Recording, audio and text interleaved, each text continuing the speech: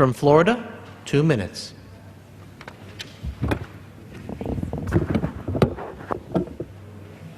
Thank you. Ranking Member Scott, thank you very much.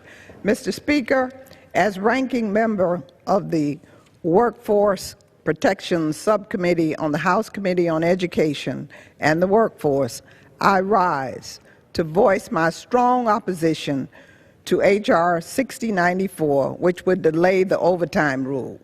It's not fair that the men and women teetering on the brink of poverty, people making $23,660 a year, are asked to work 50, 60, or 70 hours a week with no promise of extra pay.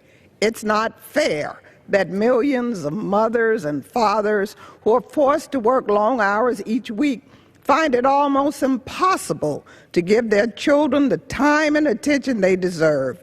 Yet, they are still deprived of the overtime pay that could lead to the economic security of their families. The department's overtime rule will extend long-awaited wage protections to nearly 4.2 million Americans, including 331,000 Floridians.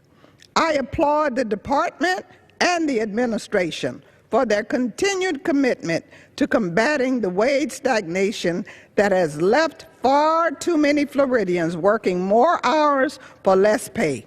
My hard-working constituents and Americans across this country deserve a fair day's pay for a fair day's work. This overtime rule makes us one step closer to this goal. Small business owners, nonprofits, and higher education institutions have options for complying with this rule, which would not impose any additional costs. Let's make that clear.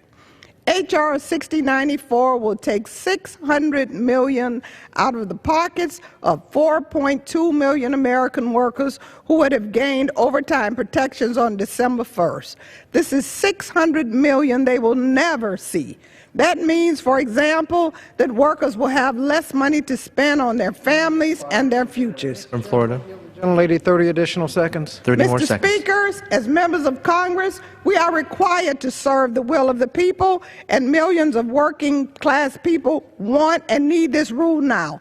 Polls show that 76% of voters say they support the rule. We must do what is best for the American people by ensuring that all Americans are paid a fair day's pay for a fair day's work. I remain steadfast in my commitment to strengthening the wage and hour protections that Americans deserve. It is critical that the overtime rule goes into effect without any changes on December 1st, 2016. I yield back.